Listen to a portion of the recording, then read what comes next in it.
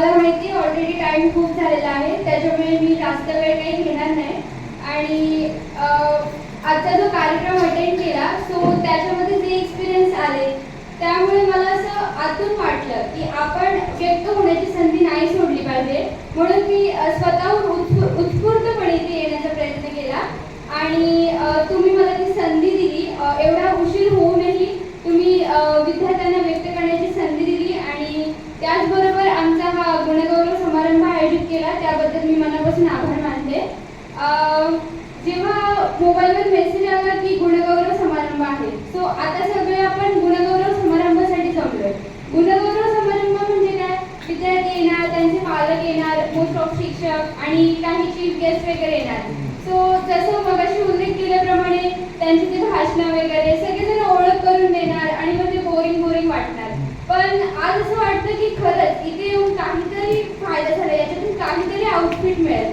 आणि मला तर हे सगळे प्रोग्राम्स खूप एक्साइटमेंट असते माझ्यामध्ये आणि त्याच्यामुळे मी आवर्जून या प्रोग्रामला आले. आणि इथे येऊन खरंच असं आयडिया नव्हती की एवढं काही मार्गदर्शन मिळेल.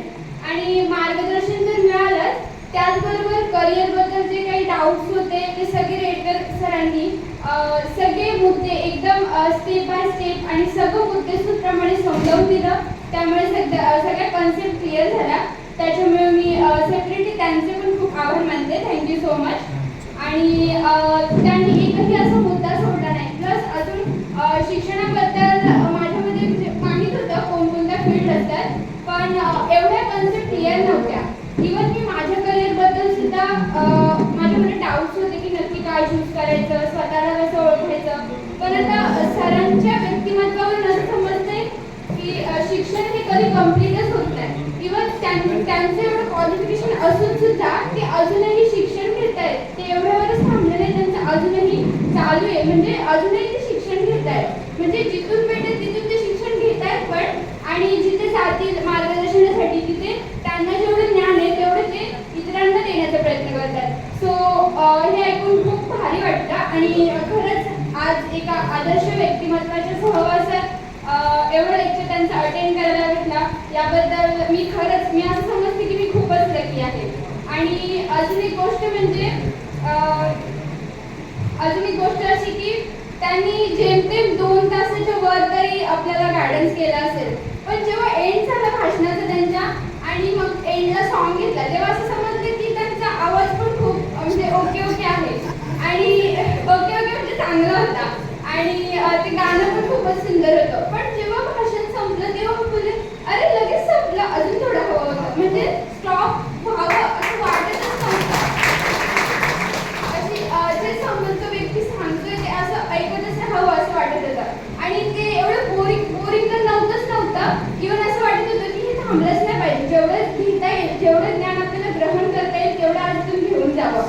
आणि या गुणगौरव सोहळ्याचा उद्दिष्ट म्हणजे इथून फक्त सर्टिफिकेट, काय जे ट्रॉफीज वगैरे असतील ते घेऊन जावं एवढंच नाही, तर आपल्या टर्निंग पॉईंट्स आपण डिसिजन्स कसे घ्यायचे हे जे मार्गदर्शन सरांनी केलं त्याबद्दल I am very thankful for it.